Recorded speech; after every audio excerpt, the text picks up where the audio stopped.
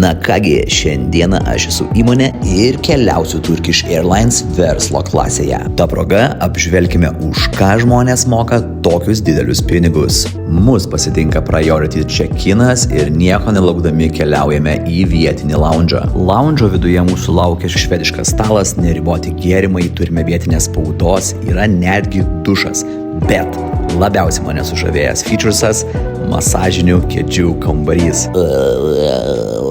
Gyvybę išgelbėja tik tai Final Call ir mes atskirų praėjimu pasiekėme savo lėktuvą.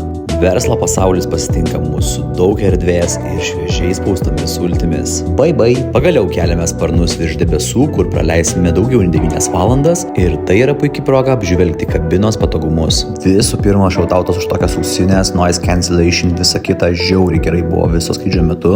Tada kosmetička, čia turime rankų kremas, vazelinas, turim fainas kojinytės, tapkytės, dantų šepicėlis, žodžiu viskas, ko reikia išlikti fresh. Dar gera žinia, kad telikas normalių atstumų nuo veido. O kur buvęs, kur nebuvęs ir maistelis pasirodo visokios turkiškos ten gerybės, skanėstukai, tikrai galiu pasakyti, kad nenusivyliau. Tik tada kažkodėl tai netikėtai sutemo ir pilotas liepė eiti miegoti. Tai aš čia tipo miego apsimetu kaip darželį, bet iš tikrųjų nemiegu. Dėl to vėl gaunu maisto, negaliu pasipriešinti ir tiesiog viską suvalgau.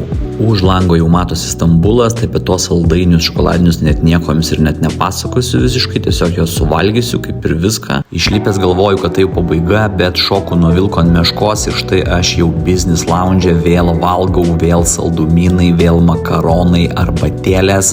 Šitas lounge'as dar didesnis, visko pilna, žodžiu, prisprogstu baisiai. O mano pačio nelaimė manęs laukia dar vienas skrydis į Vilnių, tai jau patys žinot, kas čia bus. Esam beveik vieninteliai žmonės verslo klasiai. Jausmas yra biškai kaip private jet'e, tai sakyčiau, kad net gal dar geriau negu prieš tai buvusiam lėktuve. Na ir dar viena patikusi labai baika, tai kad išlipi pats pirmas, o tavo lagaminai jau laukia tavęs ant takelio ir gali varyti tiesiai, kur tau reikia. Tai toks tas verslininkų gyvenimas, sotus ir patogus, bet kaip matome vis tiek labai varginantis.